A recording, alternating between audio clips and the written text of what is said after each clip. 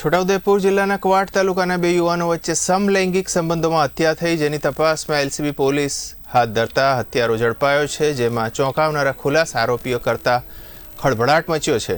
Kavant police ધરપકડ કરીને રિમાન્ડમાં આગવાની કાર્યવાહી પણ કરશે. સમલૈંગિક સંબંધો બાંધવામાં તકરાર થતાં બંસીભાઈના ગળામાં બાંધેલ મફલર વડે ગળે ટૂંપો આપીને સાબુભાઈ કરશનભાઈ રાઠવાએ હત્યા કરી હતી. સમગ્ર મામલામાં પોલીસે ઝીણવટભરી તપાસ હાથ ધરતા મામલો બહાર આવ્યો છે. તારીખ 13/1/2025 રોજ રાયસિંગ ફળિયા ખાતે રહેતા બંસિંગ ખજુરિયા પોતાના અંગત કામ અર્થે કવાંટ વિસ્તારમાં આવેલા હતા. બાદમાં તેમનો ફોન સ્વિચ ઓફ આવતા તેમના ઘરના સદસ્યો મળી આવેલા હતા. 14 તારીખે 11 થી 12 વાગ્યાના સમયગાળા જામલી ગામની સીમમાં તેમનું બાઇક રોડ પર મળી આવ્યું. બાદમાં તેમની શોધખોળ કરતા ખેતરમાં તેમની બોડી મળી આવી, જેમાં મફલર વીંટાળેલું. તે અનુસંધાને તેમની પોતાની જાહેરાત લઈ અને અકસ્માત મોતનો ગુનો નોંધવામાં આવ્યો.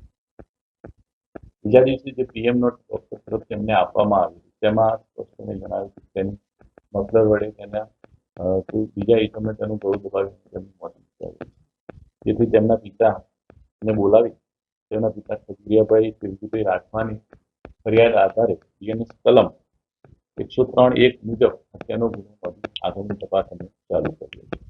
બાદમાં તેમના ટેકનિકલ સર્વેલન્સ ફૂટેજ ગામના તેમની મુવમેન્ટ આધારે તપાસ કરી એક સરપંચ ઇસમ સાબુભાઈ કરશનભાઈ રાઠવાનાઓને લાવી પૂછપરછ કરતા તેમને ગુનાની કબૂલાત કરેલી હતી. જેનું કારણ તેઓને જણાવ્યા મુજબ આ બનાવ બન્યો તેના 3-4 દિવસ પહેલા તેઓ કવાંટ ખાતે મળ્યા અને તેમના વચ્ચે મિત્રતા થઈ હતી અને તેઓ જે બનાવવાળી જગ્યાએ એક દિવસ ગયા પણ હતા.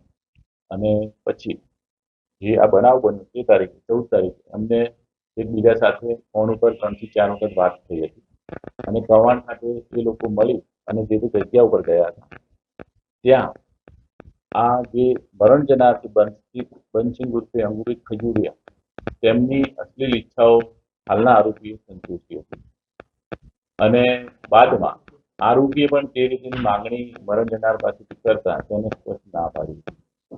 આ રીતની કોઈ પણ હરકત કરીશ નહીં તમારા સાથે. જેથી ગુસ્સામાં આવી હાલના આરોપીએ તેને ગળામાં વીંટાળેલું પોતાનું જે મરણ જનારનું મફલર એને પોતાના ગળામાં વીંટાળ્યું, તેના દ્વારા તેને ગળે ટૂંકો આપી તેને નીચે પાડી દીધેલો હતો.